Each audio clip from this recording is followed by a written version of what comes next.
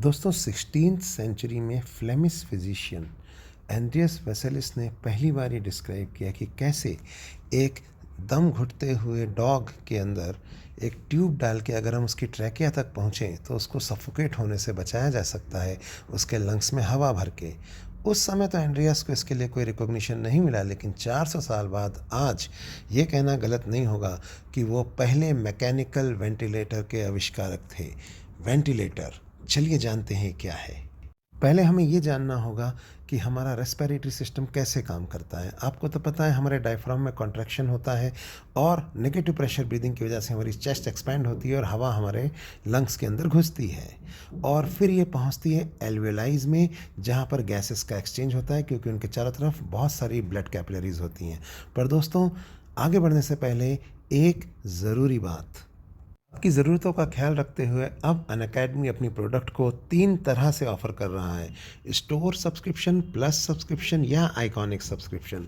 Store subscription में आप जिस बैच में पढ़ना चाहते हैं सिर्फ उसको परचेज करके उसका ही कंटेंट एक्सेस कर सकते हैं, जबकि प्लस सब्सक्रिप्शन में आप किसी भी बैच के किसी भी टीचर का subscription barring few teachers like me access कर सकते हैं। और आइकॉनिक का सब्सक्रिप्शन में आपको हार्ड कॉपी में नोट्स भी मिलेंगे। मैं आपको फिर बता दूं, मेरा सब्सक्रिप्शन अब आपको स्टोर्स में जो लॉन्च हो रहे हैं बैचेस उन्हीं में मिलेगा और उसे आप एजी सर कोड यूज़ करके एनरोल कर सकते हैं। तो दोस्तों, वापस चलते हैं। मैकेनिज्म ऑफ ब्रीदिंग पे एक्सपायरेशन के समय डायफ्राम रिलैक्स करता है और एयर को लंग से बाहर एक्सेल कर दिया जाता है। लेकिन कभी कभी दोस्तों ये ब्रीदिंग का मैकेनिज़्म अफेक्ट हो जाता है कई बीमारियों में, जिसकी वजह से हमारे लंग्स काम करना बंद भी कर सकते हैं। जैसे स्लीप एपनिया सिंड्रोम में क्या होता है, डायफ्राम कॉन्ट्रैक्ट करना बंद कर देता है और सोते सोते आदमी मर जाता है। आपको पता है एम्फाइसीमा में एल्वेलाई ख़राब हो जाते हैं और ट्रैकिया ब्लॉक हो सकती है कई बीमारियों में, और निमोनिया में तो लंग्स के अंदर फ्लूइड भर जाता है एल्वेलाई में, तो गैसेस का एक्सचेंज नहीं हो पाता। तो ये अलग अलग तरह की डिजीज़ है दोस्तों, जो कि एक मेडिकल इमरजेंसी है जिसमें इन्फ्लेमेशन हो जाता है और बाद में इस इन्फ्लेमेशन को ठीक करने के चक्कर में हमारी बॉडी में लंग्स में इडीमा हो जाएगा और उसकी वजह से डेथ भी हो सकती है। ऐसे में वेंटिलेटर हमारी मदद कर सकता है इन लंग्स के अंदर फिर से हवा भरने में। वेंटिलेटर उन ब्लॉकेजेस को हटा सकता है जो एयर पैसेज को ब्लॉक कर रही हैं और फिर से हवा के फ्लो को चालू कर सकता है। तो दोस्तों, वेंटिलेटर का प्रिंसिपल 2 तरीके का हो सकता है। आपको पता है अगर हम फोर्सफुली हवा लंग्स में डालते हैं तो ये पॉजिटिव प्रेशर ब्रीदिंग कहलाती है, और एक और प्रिंसिपल नेगेटिव प्रेशर ब्रीदिंग से भी वेंटिलेटर काम करते हैं, जिसमें हम चेस्ट में नेगेटिव प्रेशर क्रिएट करके हवा को अंदर सक करवाते हैं। पुराने ज़माने में जो वेंटिलेटर्स थे वो इस नेगेटिव प्रेशर ब्रीदिंग के हिसाब से ही बनाए गए थे दोस्तों। इसमें हम लोग क्या करते थे कि चेस्ट के एरिया में एक नेगेटिव प्रेशर क्रिएट करते थे और एक चैम्बर होता था जो पूरी तरह से एयर टाइट होता था, जिसमें हम बॉडी का निचला हिस्सा यानी थोरैक्स वाला हिस्सा बंद कर देते थे और उसके अंदर मोटर से एक सक्शन प्रेशर क्रिएट करके एक नेगेटिव प्रेशर जनरेट करते थे, जिसकी वजह से हमारे लंग्स जो हैं वो एक्सपैंड होंगे और हवा जो है वो लंग्स के अंदर घुसेगी।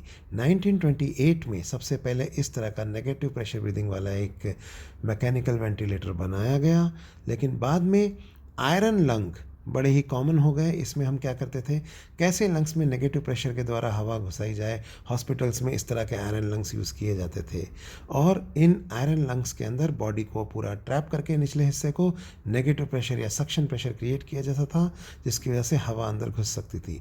लेकिन दोस्तों 1960s आते आते हमें लगा कि पॉजिटिव प्रेशर वेंटिलेटर्स ज़्यादा अच्छे से काम करेंगे क्योंकि हवा को अंदर घुसा सकते हैं। छोटा मोटा वेंटिलेशन देना हो तो हम नेज़ल पैसेज से भी पाइप अंदर डाल के पुश कर सकते थे गैसेस, लेकिन प्रॉपर वेंटिलेटर्स बनाने के लिए हमको एडवांस टेक्नोलॉजी की ज़रूरत थी। तो हमने ट्रैकिया के अंदर किस तरह से पाइप को घुसाकर एयर को पुश किया, यही हैं आजकल के मॉडर्न वेंटिलेटर्स। दोस्तों, इन वेंटिलेटर्स में एक पूरा सर्किट होता है जिसके एक पाइप से हवा अंदर जा रही है और दूसरे पाइप से हवा को बाहर निकाला जा सकता है। ये पूरा का पूरा सिस्टम कंप्यूटर द्वारा मैनेज होता है और जिससे हम पेशेंट की ऑक्सीजन सैचुरेशन को भी लगातार रीड करते रहते हैं और उसे किस स्तर पे वेंटिलेशन की ज़रूरत है वो डिसाइड करते रहते हैं। लेकिन दोस्तों, ये जो तरीका है ये इमरजेंसी सिचुएशंस में यूज़ होता है और इसमें बहुत पेशेंट को भी हैविली सिडेट करने के बाद ही हम इन्वेजिव टेक्निक से उसके लंग्स को वेंटिलेटर पे ला सकते हैं।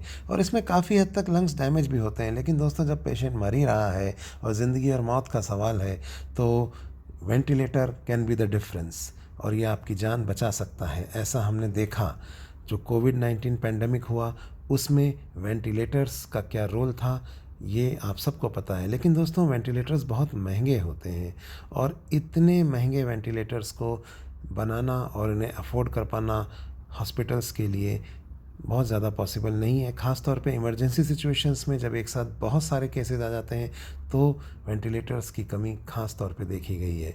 तो हमारे देश को ही नहीं, दुनिया को बहुत सारे लो कॉस्ट वेंटिलेटर्स की ज़रूरत है और इस दिशा में ज़ोरदार तरीके से काम चल रहा है।